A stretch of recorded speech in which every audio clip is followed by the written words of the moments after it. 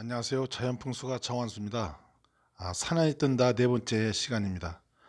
제가 감히 수도를 지방으로 이전하면 안 된다라고 지방 이전 불가론을 주장하는 이유 중에 가장 기본적인 내용이 바로 계면과 지보입니다.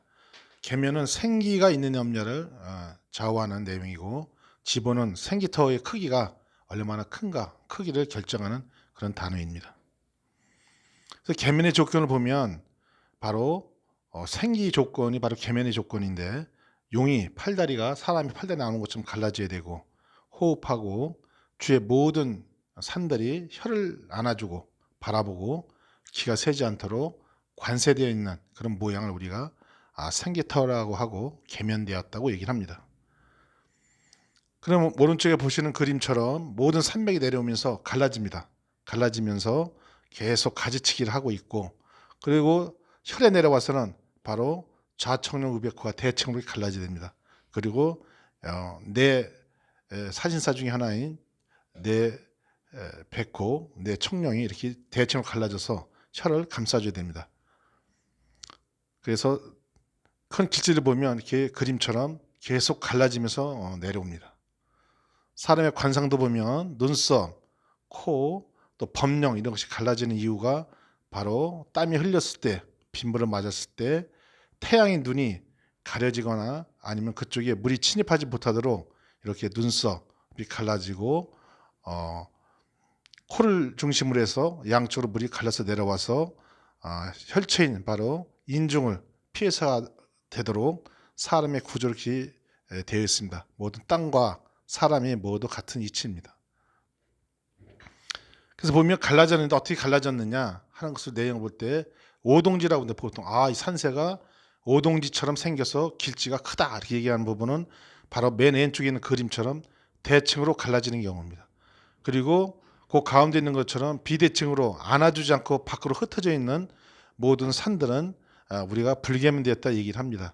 그래서 오른쪽 세 번째 그림이 바로 오동지의 산이 내려온 오동지의 모양이고, 가장 오른쪽에 있는 그림은 참치라고 해서 갈대 잎이 나오는 모양을 이렇게 비교를 해서 우리는 이거를 참차, 발음으로는 참치라고 하는데, 이건 참치 모양이라 길지는 있지만 혈액 크기가 작다 이렇게 얘기를 합니다.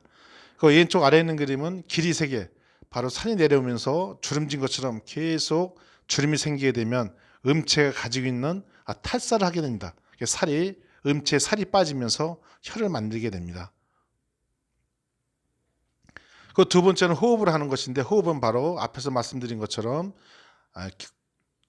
높고 낮고 계속 기복 현상이 일어나는 부분을 우리가 호흡을 한다. 그래서 산을 딱 보고 올라가지도 않고 이 산에는 혈이 있다 없다를 결정하는 것은 바로 산이 기복이 없이 그대로 내려오면 그건 산에 올라갈 필요도 없습니다. 이 산에는 혈이 없다 이렇게 생각하시면 됩니다.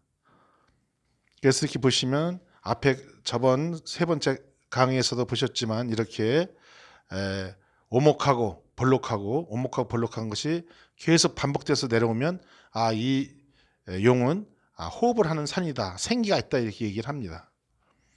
이 산도 마찬가지입니다. 바로 산 내려오면서 계속 기복 현상을 하면서 혈처까지 내려오고 있습니다. 그래서 이런 부분을 우리가 오목한 부분을 앙이라고 하고 볼록한 부분을 우리가 복체라고 하는데, 여기서 구체적으로 설명을 할 때 좌평이라고 얘기합니다. 새로운 용어인데, 이런 좌평이 있느냐, 또 좌평이 크냐 작으냐 따라서 대저대평, 소자소평 이렇게 평을 합니다. 이런 내용도 횟수가 지속되면서 구체적으로 설명을 드리겠습니다. 그 세 번째는 모든 산들이 나를 향해야 됩니다. 그래서 주산 아래에 있는 명당을 중심으로 해서 백호와 청룡이 폭 안아주시듯이 안아야 됩니다.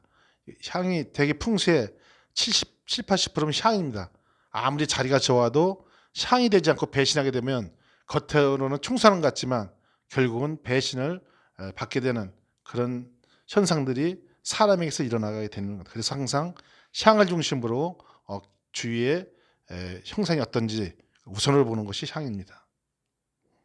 그래서 그림을 보시면 다 명당 혈을 향해서 좌청룡 우백호가 또 안산 조산이 혈을 향해서 다 향하고 있는 모양을 이제 보실 수가 있습니다.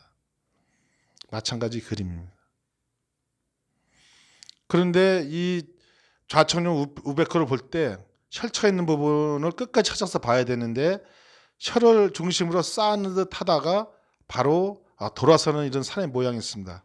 이성계의 터도 그렇고 수덕사도 가보면 이런 이걸 노란쇠이라고 하는데 노란쇠익의 형상이 있는 부분은 바로 장자, 왼쪽이 좌측룡이 이제 저렇게 배신한 경우는 장자가 가계를 잊지 못하는 그런 게 되고 일어나고, 수덕처처럼 우베코가 이렇게 노란색인 경우에는 수도처, 바로 절터라든지 학교 같은 그런 부분이 이제 들어서게 되죠. 네 번째는 혈압에 물이 모여야 합니다. 이렇게 태조산에서 쭉 내려오는 산이 물이 갈라져서 내려오는데 결국 혈압에서 다시 물이 합쳐져야 된다. 요건 아주 필수입니다. 모든 기의 저장소가 되는 부분은 바로 혈압에 물이 모여서 물의 양이 많아야 됩니다. 그래야만이 그것을 우리가 지보가 크다, 또 기가 크다, 양이 크다 이렇게 얘기를 합니다. 그래서 물이 나갈 때 바로 역수로 나가기 위해서는 바로 지자나 현자 또 역수 이렇게 모양으로 나가야만이 물이 빠져나가는 속도가 느려지기 때문에 반드시 이런 모양으로 내려가야 됩니다. 네. 그래서 법령 같은 경우도 바로 이 사람이 법령이 좋다, 관직에 오래 있을 것 같다라고 판단하는 이 법령도 주위에서 갈라져서 바로 턱 밑으로 모여줘야 됩니다. 그래서 이상적이죠. 물도 마찬가지입니다. 위에서 갈라져서 바로 혈 아래로 모여줘야 됩니다. 근데 보면 이런 정확한 정열은 거의 없습니다. 그래서 계면의 형태에 따라서 괴열이 많이 있는데 은면, 현면, 횡면, 선면, 편면 뭐 여러 가지가 있습니다. 이런 것도 다음 회차에 하나씩 설명을 드리면서 여러분이 산을 딱 올라갔을 때 바로 길지를 찾아볼 수 있는, 혈을 찾아볼 수 있는 그런 산안이 뜨게 될 것입니다. 보시면 그다음에는 지보는 이 길지의 크기, 생기털의 크기를 이제 좌우하는 단어인데 여기에는 종횡이 있고 수방이 있고 편전이 있고 취산이 있는데 이 부분은 앞에 설명한 것 때문에 간단히 설명해 드리겠습니다. 이렇게 지보가 큰 땅은 대평야 지역이 파리가 있는 지역은 이 구곡소를 이루고 있어서 기가 굉장히 강한 땅이다, 이렇게 얘기할 수가 있고요. 아까 수봉은 이거 봉유학설 은정의 모양을 가지고 있느냐, 이런 두 번째 시간에 제가 말씀을 드렸습니다. 그 취산, 바로 취산이라는 것은 기가 모여 있느냐 흩어졌느냐, 이렇게 물의 속도가 늦으면서 물의 양이 많아지는 것을 우리가 취라고 합니다. 이런 경우를 기가 양이 크다 이렇게 얘기를 합니다. 그래서 보시면 왜 서울이 그러면 왜 수도 자리인가 하는 부분은 제 개인 주장이 아닌 이런 모든 풍수에 나온 내용들을 제가 정리해서 말씀드리는 겁니다. 여기 한반도 이렇게 있으면은 남한입니다. 남한에는 모든 지역이 다 이렇게 지보가 계면돼서 잘 발달해 있습니다. 그 중에 서울이 있는 지역이 가장 크다는 얘기죠. 그래서 말씀드렸듯이 이렇게 좌우로 대칭으로 갈라지고 그 다음에 혈을 향해서 모여주고 물은 역수로 흘러서 속도가 느려지고, 그리고 강화가 관세 역할을 해서 물의 양을 많이 저장해주고 하는 계면의 모든 조건을 갖춘 것이 바로 현재의 서울 땅입니다. 그렇기 때문에 이런 명당을 우리가 길지를 벗어나서 국가를 운영한다는 것은 바로 위험한 일이다, 이렇게 주장을 하는 것입니다.